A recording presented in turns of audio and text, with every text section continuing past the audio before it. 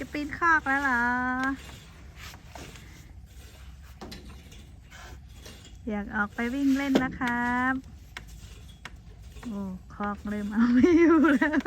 เริ่มแรงเยอะแล้วครับ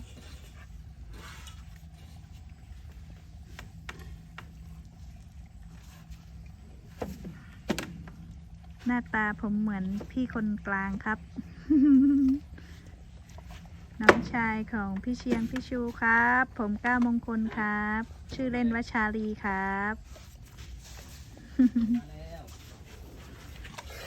ชาลีชะปุยชาลีปุกปุยชาลีปุกปุย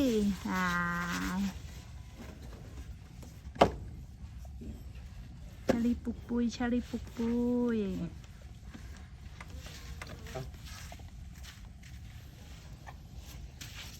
ได้ของขลัง